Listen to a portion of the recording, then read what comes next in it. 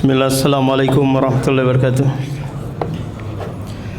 Alhamdulillah, salatu wassalamu ala rasulillah wa ala alihi wa sahbihi wa sallama taslima. Nah, kembali lagi kita membacakan hadis-hadis Rasulullah yang berkaitan tentang muamalah. An Abi Hurairah radhiyallahu anhu qala qala Rasulullah al-dhahru yurkabu binafaqati idza kana marhunan wa labanud darri yushrabu binafaqatihi idza kana marhunan wa 'alal ladzi yarkabu wa yashrabu an-nafaqah. Dari Abu Hurairah radhiyallahu an, Rasulullah bersabda, punggung kendaraan yurkab, ditunggangi karena diberikan makan. Apabila hewan tersebut digadaikan, demikian juga susunya boleh diperah, diminum apabila digadaikan hewan tersebut.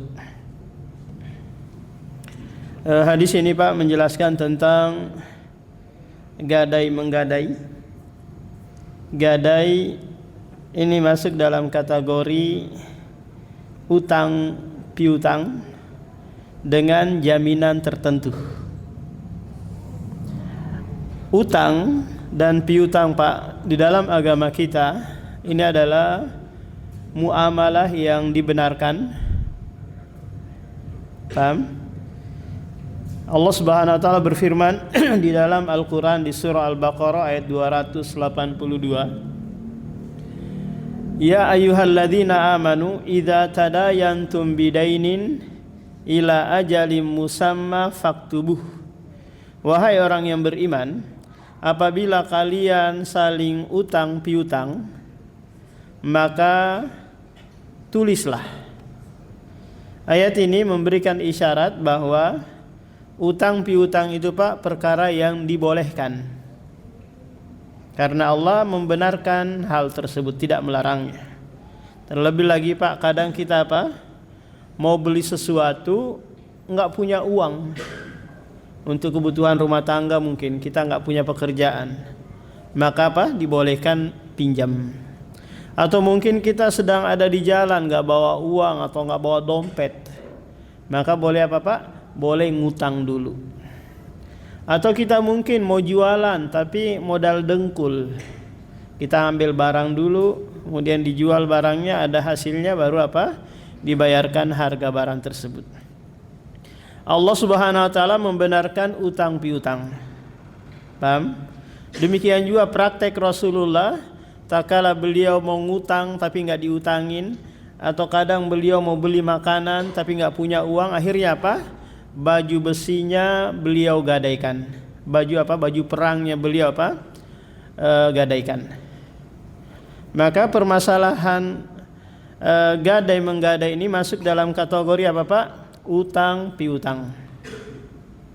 Ini bagian dari ta'awanu alal birri wat taqwa, saling menolong dalam hal kebaikan. Wallahu fi aunil abdi ma kana al abdu fi auni akhi.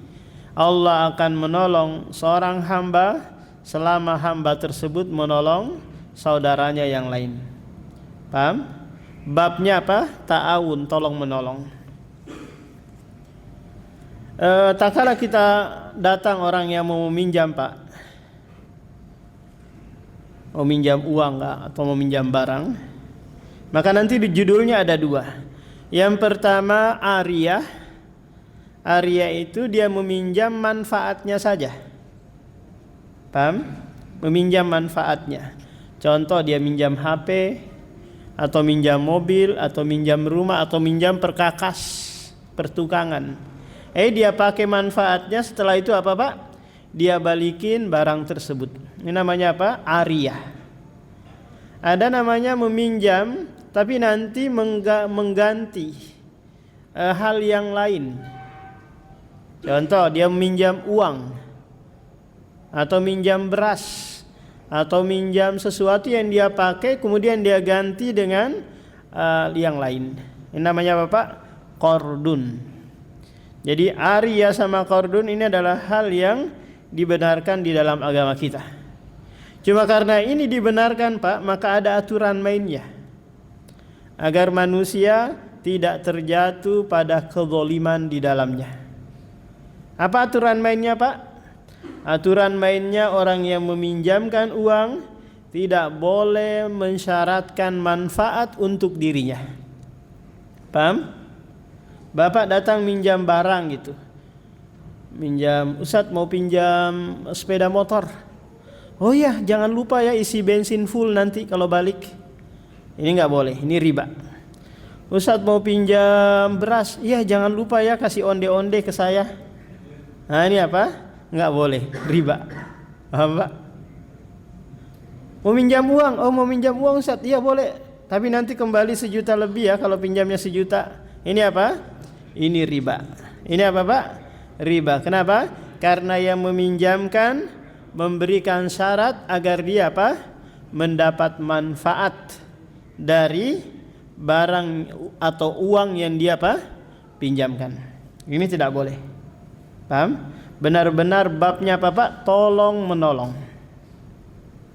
Paham? Maka dalam hal ini nanti orang yang dibantu harus tahu diri. Orang yang ditolong harus tahu diri. Jika dia punya uang atau untuk mengembalikan, maka segera mungkin dia balikin. Jangan apa Pak?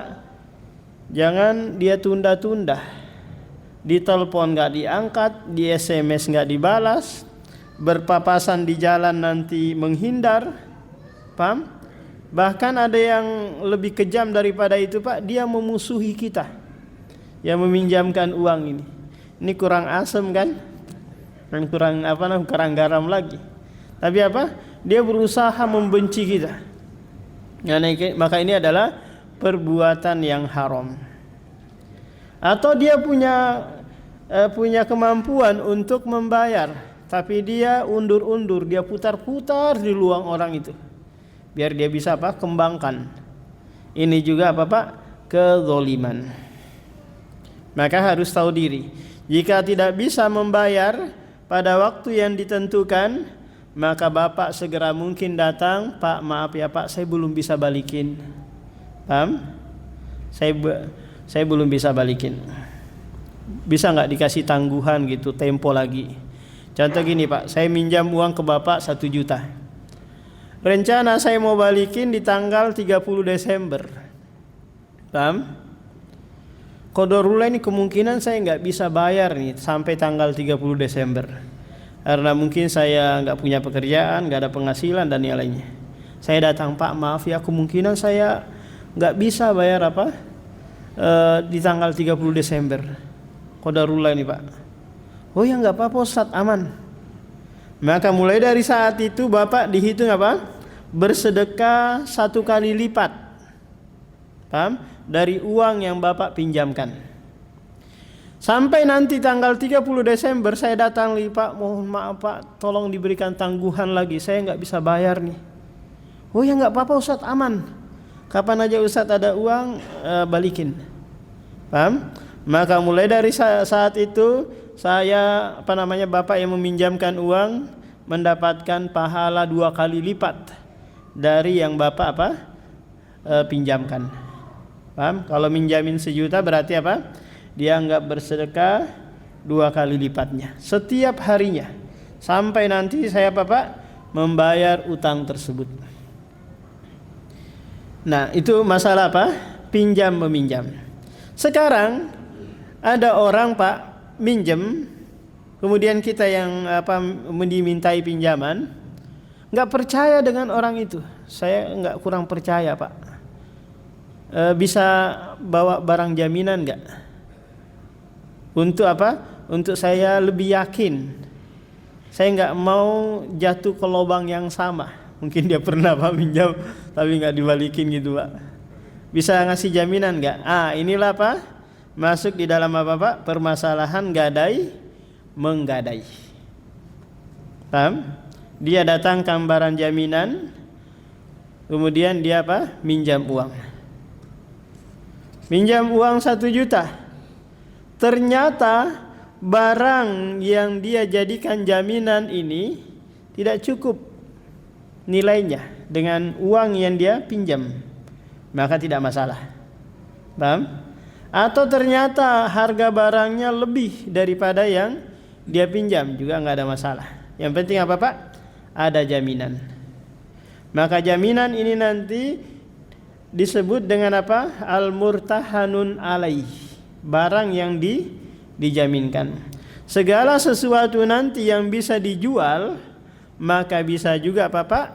Dijadikan barang jaminan. Orang yang menggadai barangnya namanya rohin. Paham? Orang yang menggadaikan barangnya namanya apa Pak? Rohin. Yang menerima gadaian namanya apa? Al-murtahin. Jadi 3 rukun ini harus terkumpul Pak. Rohin, murtahin, sama al-murtahanun alaih. Orang yang menggadai dan barang gadaian, dan orang yang menerima barang gadaian. Paham? Orang yang menerima barang gadaian nanti tidak boleh mengambil sedikit pun manfaat. Paham Pak? Tidak boleh menerima sedikit pun manfaat, kecuali nanti dia menerima barang gadaian yang itu butuh biaya. Seperti yang disebutkan di hadis ini Pak, ada orang gadai hewan, taruhlah yang dia gadaikan ini kuda atau onta atau sapi. Paham? Seharusnya yang memberi pakan siapa di sini Pak? Yang memberi pakan siapa? Ar-rohin kan? Yang apa? Yang menggadaikan hewan tersebut. Maka dia seharusnya datang setiap hari apa? Memberikan makan kudanya atau sapinya itu. Paham? Tapi karena si rohin nggak bisa, tadi qadarullah dia sibuk Pak, nggak bisa ngasih makan kudanya, ya sudah, yang menerima gadaian nanti yang memberi makan. Nah, imbal baliknya apa? Dia dibolehkan menunggangi kuda tersebut. Paham? Boleh menunggangi. Kalau sekiranya bisa diperah susunya, dia perah susunya itu sebagai bentuk imbal balik apa? Dia memberi pakan. Paham? Ya, Pak? Dan ini si yang menerima gadaian mengambil manfaat kan ya? Tapi bukan karena dia meminjamkan uang. Tapi apa Pak? Karena dia memberi apa? Memberi makan. Kalau di sana barang gadaian tersebut tidak membutuhkan biaya, seperti mobil mungkin, atau rumah, atau tanah, atau harta benda yang lain, maka tidak boleh si murtahin, orang yang menerima gadaian, mengambil manfaat sedikit pun. Paham? Contoh, dia gadaikan mejanya di pasar ikan sana. Ini biasa banyak terjadi Pak di pasar ikan ini, atau di toko-toko, ruko-ruko gitu. Dia gadaikan ininya, meja ikannya. Terus nanti yang menerima gadaian ini memakai untuk jual ikan. Paham? Atau dia sewakan kepada yang lain, maka hasilnya atau manfaatnya ini adalah riba yang dia ambil. Paham Pak? Jadi ditahan saja meja itu, atau toko itu, atau tanah itu, nggak usah diapa-apain. Paham? Nggak usah diapa-apain. Karena dia apa? Mahbus, tertahan. Kalau dimanfaatin oleh si yang menerima gadaian tadi Pak, maka dia harus bayar sewanya. Sebagaimana sewa layaknya meja atau ruko atau tanah yang lain. Paham? Nanti hasil sewanya kemana Pak? Ke pemilik barang, yaitu ar-rohin tadi yang menggadaikan barang tersebut. Paham? Motor juga demikian, mobil dan yang lainnya.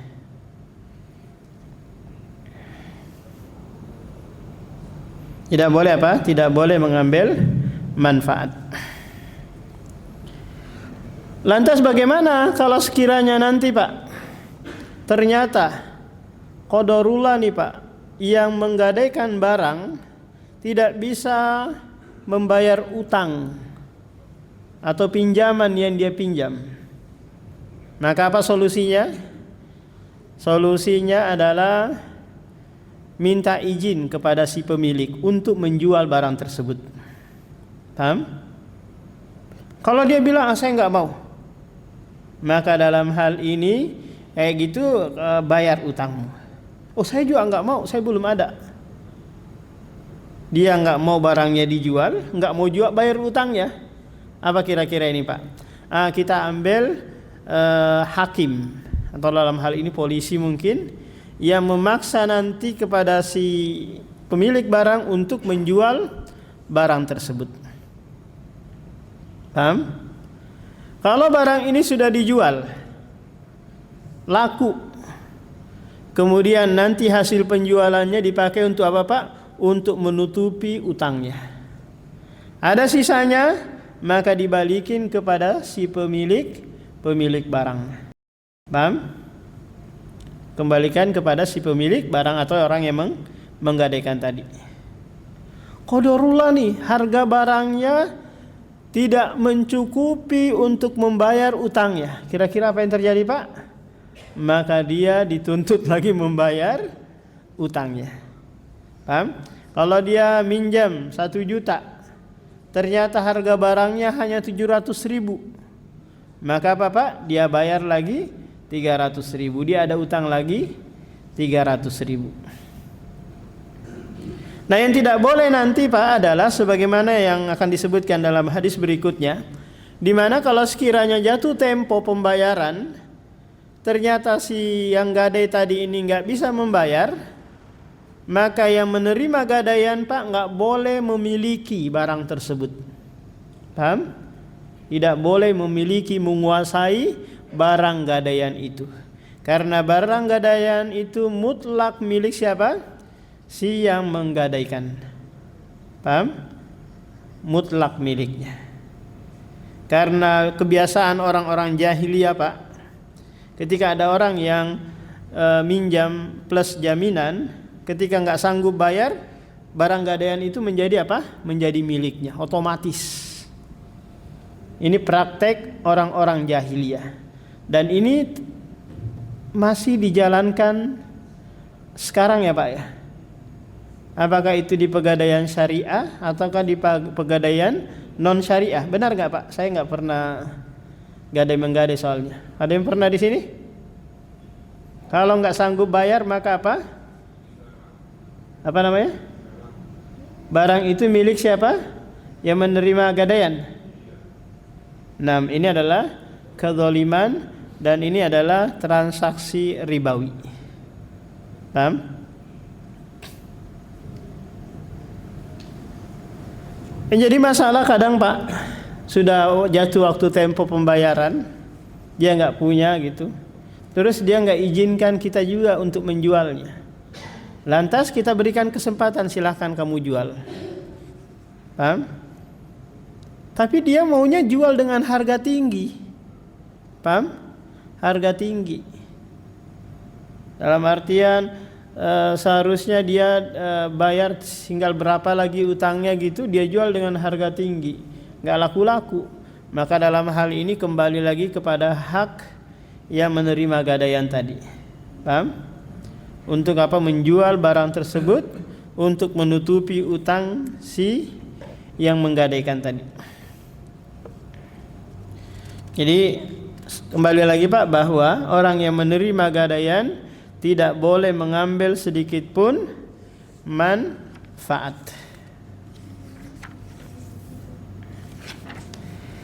An Abi Hurairah radhiyallahu anhu qala Rasulullah la yaghlaqur rahnu min sahibil ladzi rahanah. Tidak boleh kepemilikan barang gadaian itu ditutup dari si pemilik barang gadaian. Ini kaidah yang disampaikan oleh Rasulullah kepada kita bahwa yang menerima gadaian tidak boleh berpindah kepemilikan barang tersebut kepada yang menerima gadaian. Paham Pak? Karena ini adalah perbuatan jahiliyah. Jadi kalau dia nggak sanggup membayar, maka solusinya adalah barang tersebut dijual. Atau yang menerima gadaian yang membeli. Paham? Pokoknya statusnya dijual untuk menutupi utang yang menggadaikan barang. Lahu gunmuhu wa alaihi gurmuhu. Bagi si yang menggadai tadi keuntungan dan kerugiannya. Kira-kira ada untung dan ruginya enggak, Pak? Kalau ada orang yang menggadaikan barang, ada kira-kira untung ruginya? Ada Pak. Tak kala kita menggadaikan tanah, ya kan? Tanah itu kan harganya naik ya Pak ya, paham? Harganya naik-naik terus. Taruhlah kita nih dulu yang masih pakai transaksi pakai ringgit, tahu Pak ringgit? Yang uang emas itu. Dulu ada kasus di mana orang itu menggadaikan tanahnya 1 hektar di kilo berapa gitu dengan 1 ringgit. Kira-kira itu 1 ringgit berapa gram itu Pak? Ada yang tahu? Sekitar 10 gram lah 1 ringgit itu Pak. Dulu kita pakainya ringgit itu 1 koin itu. Dia gadaikan dengan 1 ringgit atau 10 gram emas pada waktu itu, 1 hektar tanah. Dia mau bayar sekarang Pak. Kira-kira 10 ringgit atau 1 ringgit atau 10 gram. Harga dulu berapa kira-kira Pak? Tahun 80-an? Hah? Berapa 1 gram kira-kira dulu? 25.000, taruhlah 250.000 ya. Paham? Maka kita harus bayar apa? Bayar emas 10 gram atau dikasih dengan harga yang dulu. Berapa gitu harga dulu. Paham? Nggak boleh kita uangkan dengan harga sekarang. Paham? Kalau tanah itu ya sudah kita balikin. Kalau kita dulu minjam menggadaikan barang dengan tanah 1 hektar 100 ribu, paham Pak? Ya sudah kita balikin 100 ribu dengan uang sekarang. Wah, 100 ribu uang sekarang 1 meter persegi saya nggak dapat, ya kan? Sementara 100 ribu uang tahun 80-an Pak dapat berapa? Berhektar-hektar tanah di sana kan? Ya memang gitu konsekuensinya, paham? Karena nggak boleh mengikuti pertambahan nilai. Maka ini nanti apa Pak? Jatuh statusnya riba. Paham? Kita gadaikan tanah nih 1 hektar dengan 100 ribu di tahun 80. Kita manfaatin, beli tanah sana sini lagi. Terus kita bayarnya di tahun 2025 100 ribu tersebut. Paham? Kita ambil kembali tanah kita, uangnya kita balikin 100 ribu. Mau nggak kira-kira dia Pak? 100 ribu hanya dapat kangkung, ikan dan yang lainnya kan? Ya sudah, itu kamu terima. Saya ngambil kembali apa? Tanah saya. Kenapa? Karena keuntungan yang muncul dari tanah itu milik siapa Pak? Milik saya, bukan milik Anda. Sebagaimana kalau sekiranya harga tanah itu turun drastis, maka itu juga menjadi apa? Menjadi tanggungan saya. Anda tidak mendapatkan tanggungan keuntungan dan kerugian. Paham Pak? Nah, ruginya apa? Mungkin karena barangnya disimpan lama. Contoh Pak, dia gadaikan HP 2 tahun 3 tahun. HP yang sekarang harganya 2 juta mungkin atau 1 juta, 2 tahun ke depan Pak harga HP itu akan turun drastis. Paham? Bapak yang gadaikan HP dengan nilai 2 juta atau 1 juta ya sudah dibayar. Meskipun harga HP tersebut nanti apa? Akan turun drastis nantinya. Maka dalam hal ini Anda yang menanggung, wahai si pemilik barang. Karena keuntungan dan kerugian itu milik Anda. Adapun saya meminta kembali uang yang saya pinjamkan.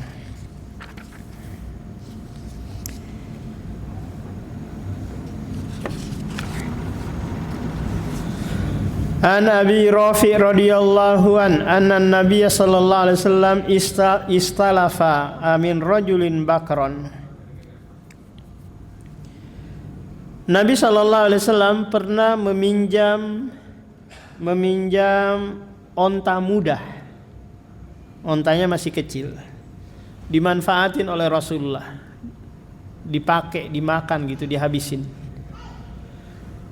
Faqadimat alaihi iblu min iblis sadaqah. Lantas tiba nih banyak datang onta-onta sedekah, onta-onta zakat.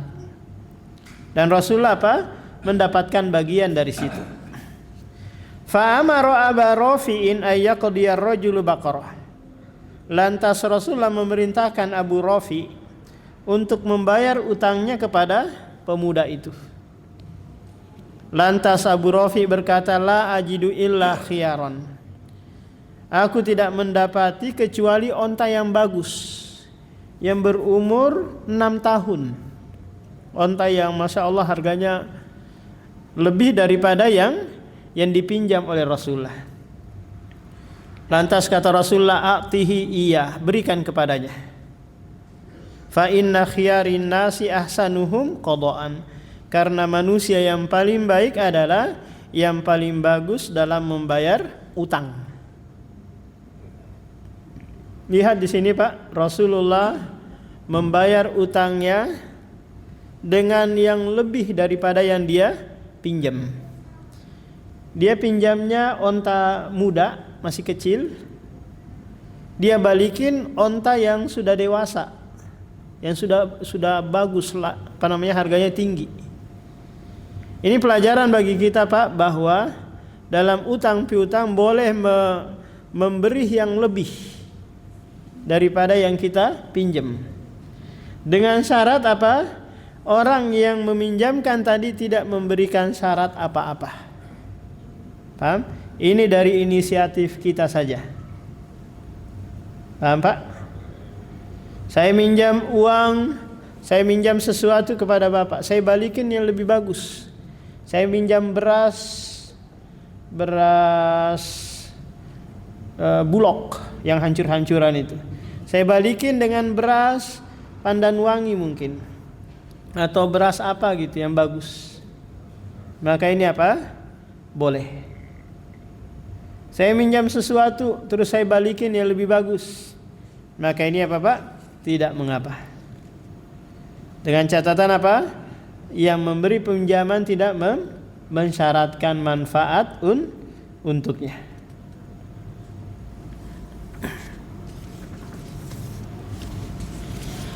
An Ali radhiyallahu anhu qala qala Rasulullah kullu qardin jara fihi manfa'a fahuwa riba. Setiap pinjaman yang memberikan manfaat bagi yang meminjamkan, maka ini adalah riba. Paham Pak? Dengan catatan apa Pak? Yang meminjamkan memberikan syarat. Kalau dia tidak memberikan syarat terus kita berikan manfaat, maka tidak masalah. Ini bagian dari hal jazaul ihsani illal ihsan.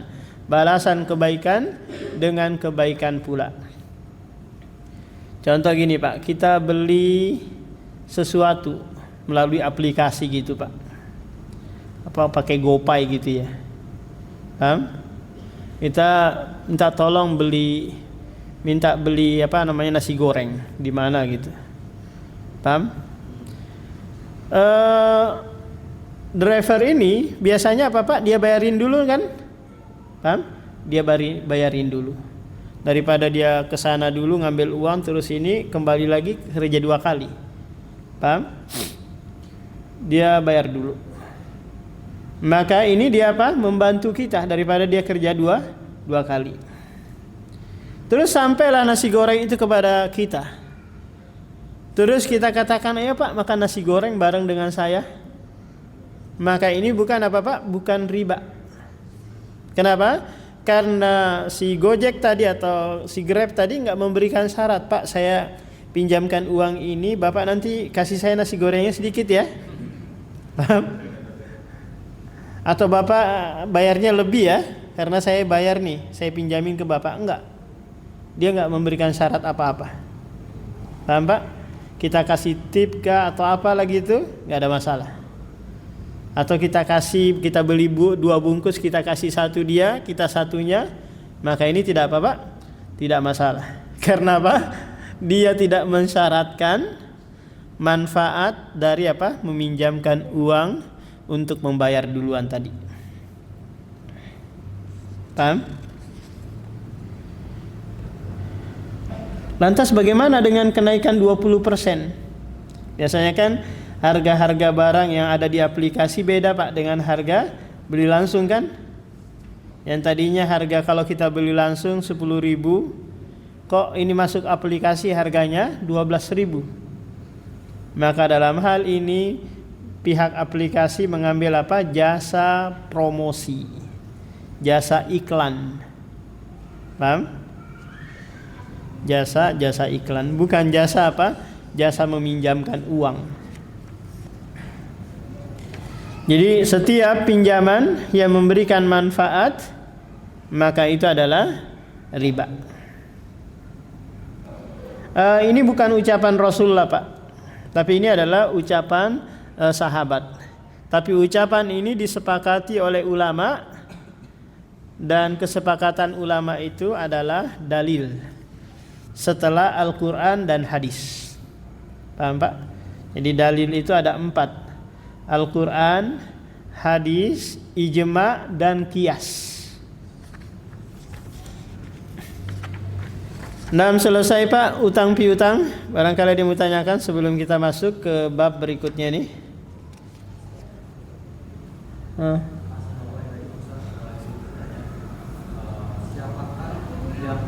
Apakah yang mendapatkan atau yang mendapatkan barang gadai itu wajib untuk merawat, melindungi dan menjaga dari kerusakan, kematian dan kehilangan?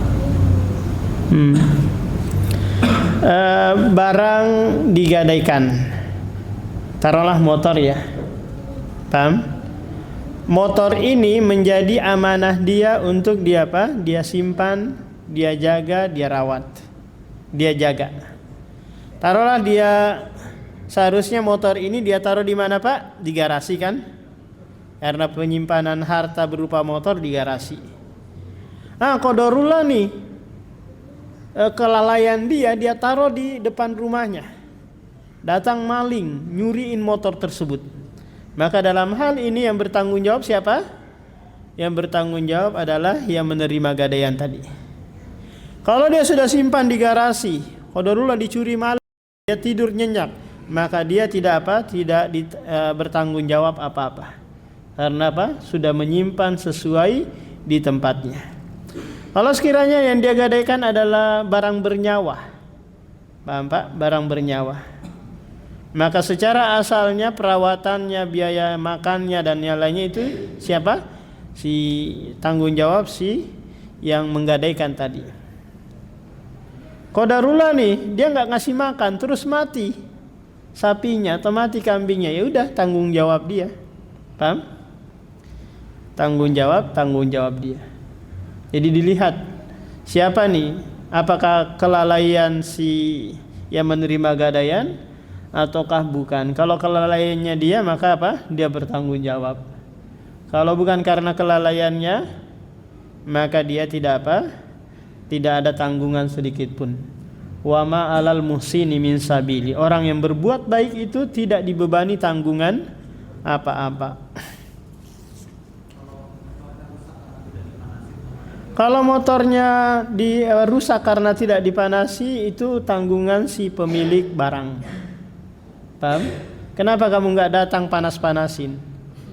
Paham? Kalau habis bensinnya kamu isi lagi, kok saya lagi yang harus manasin setiap hari? Enak betul. Hah? Apa hukumnya kalau kita membeli barang yang hasil lelang? Biasanya kan orang nggak bisa bayar apa tuh, ambil bagian itu kan di lelang ya. Iya. Terus kita tahu kalau itu kan karena Iya, barang lelang biasanya dari barang gadaian kan Pak ya? Nah, barang gadaian atau barang yang dikredit kemudian nggak bisa bayar ditarik gitu ya. Intinya adalah kezaliman. Kalau sekiranya Pak barang itu dijual nantinya, kemudian hasil penjualannya menutupi utangnya dan sisanya nanti dibalikin kepada si pemilik barang, maka nggak apa-apa Bapak beli. Paham? Tapi kalau sekiranya harga barang tersebut nggak kembali sedikit pun kepada si pemilik barang, Bapak jangan beli. Ini ta'awanu 'alal ismi, tolong menolong dalam kezaliman. Paham Pak? Rata-rata apa yang terjadi Pak? Barang yang sudah ditarik selesai, nggak ada lagi apa? Kembali kepada si pemilik barang. Paham?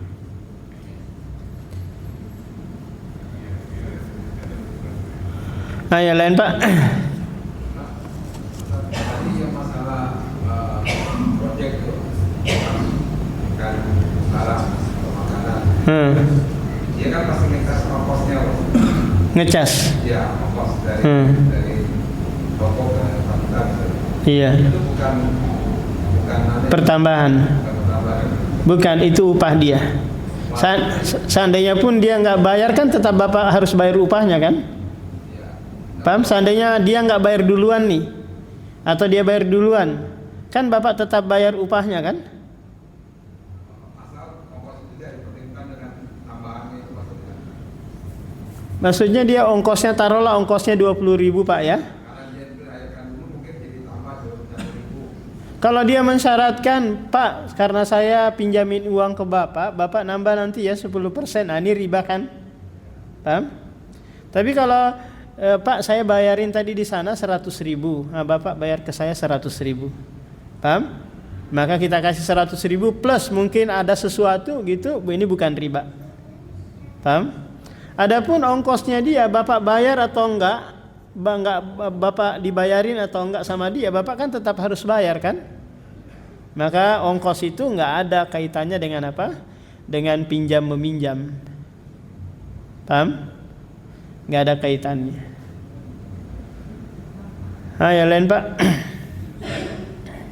Izin bertanya Ustaz terkait mungkin di luar ini masalah utang piutang dengan bank bagaimana Ustaz? Kalau kita sudah terlanjur mengikuti riba dan kita sudah paham itu riba Ustaz, tapi bagaimana kita cara penyelesaiannya tadi?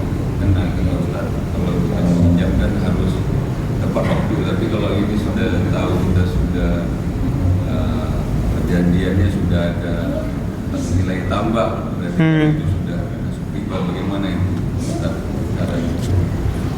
Solusinya adalah karena sudah terjerat dalam praktek ribawi, mau tidak mau Bapak harus apa? Harus selesaikan itu. Karena kalau mau dibayar full juga langsung tetap ada penambahan kan ya.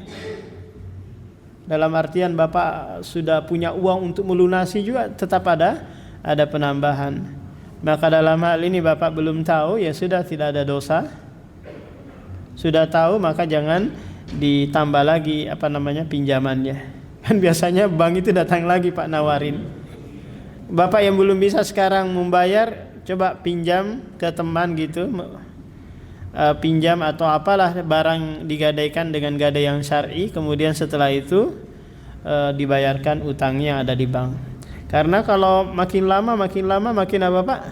Makin numpuk utang di bank tersebut, mencekek leher Anda. Ya itu tadi solusinya, segera mungkin untuk apa? Untuk melunasi, membebaskan utang piutang riba ini. Dengan cara pinjam ke teman yang lain lagi atau menggadaikan barang yang ada. Jadi Ustaz, kalau melunasi sekarang kita masih dihitung dengan jumlahnya itu bagaimana? Ya, Bapak harus berusaha untuk melunasi itu. Berarti tetap kita bayarkan. Iya, tetap harus dibayarkan. Apa kira-kira konsekuensinya kalau nggak dibayar? Nggak dipinjamin lagi untuk 2 kalinya. Konsekuensinya itu sih Ustaz. Cuman kan memang sudah tidak mau minjam di sana memang sudah menganggap paham. Cuman saya meminjam duit di sana tidak akan menggadaikan apa-apa. Iya, minjam gitu ya karena Anda dipercaya gitu. Maka sekarang sudah paham mau balikin ya itu harus dibalikin secara utuh. Tapi kalau sekiranya nggak ada konsekuensi apa-apa, kalau hanya membalikin pokoknya saja, Pokoknya sudah selesai. Tinggal bunganya. iya itu harus dibayar. Bunga tetap apa? Iya, bayarkan selesai. Karena itu adalah perjanjian Anda dengannya. Ya ayyuhalladzina amanu aufu bil uqud. Penuhilah akad kalian. Meskipun itu terhadap orang kafir, pelaku maksiat dan yang lainnya. Selesai dari itu sudah kita tidak melakukannya lagi untuk kedua kalinya. Nama yang lain Pak. Jadi orang yang pinjam tapi nggak bisa bayar, jadi orang yang menjadi yang orang sedekah. Iya. Kalau misalnya dia sampai 2 kali 3 kali buat ganti nggak bayar nggak sanggup buat lagi itu dari maksimal berapa kali sedekah? Dia datang nih baik-baik. Paham? Bapak bilang udah nggak ada masalah, aman gitu. Paham? Padahal sudah jatuh tempo ini. Bapak apa? Dianggap bersedekah 2 kali lipatnya. Minjam lagi nanti untuk 2 kalinya. Terus datang lagi yang seperti itu lagi terus. Yang penting Bapak jangan bosan-bosan. Capek saya ngutangin kamu. Enggak gitu. Iya, tetap 3 kali. Karena 3 kali meminjamkan kan, dan 3 kali jatuh tempo dan dia tidak bayar. Hah? Sekali pinjaman jatuh tempo nggak bisa bayar, nah 2 kali. Pinjam lagi 2 kalinya, nah gitu lagi 2 kali lagi. Nah, nanti 5 kali 2 berarti. 5 kali 2 10. Banyak. Daripada saya sedekahkan, langsung pinjamin aja dulu ya. Jadi dia nggak bisa bayar. Bagus. Yang lain Pak. Saya ada waktu dikit. Tadi kalau yang jaminan itu dia memberikan kita dengan ikhlas, gimana Pak? Memberikan kita dengan ikhlas, maksudnya uang yang kita pinjam karena kita nggak bisa bayar, ya sudah saya ikhlaskan gitu. Maka dia bersedekah dengan uang yang dia pinjamkan kepada kita kan Pak ya. Ya sudah, baca jaminannya apa? Dikasih ke dia. Paham? Seperti saya Pak, pernah datang orang gadaikan BPKB gitu ya. Dia minjam 2 juta. Mau hampir setahun bahkan 2 tahun dia nggak bayar-bayar. Ya sudah saya balikin BPKB-nya.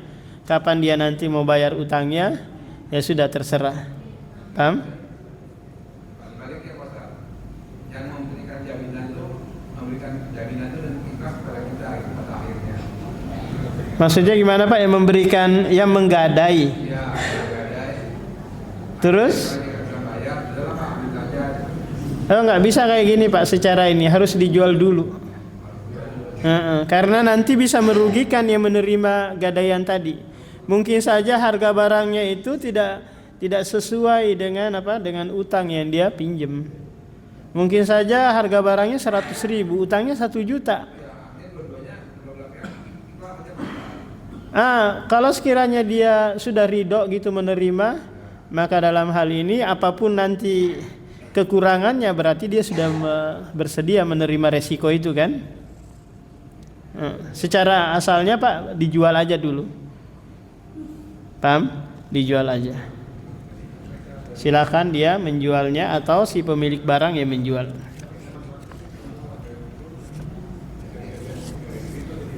Demikian Pak. Subhanakallahumma wa bihamdika asyhadu an la ilaha illa anta astaghfiruka wa atubu ilaik.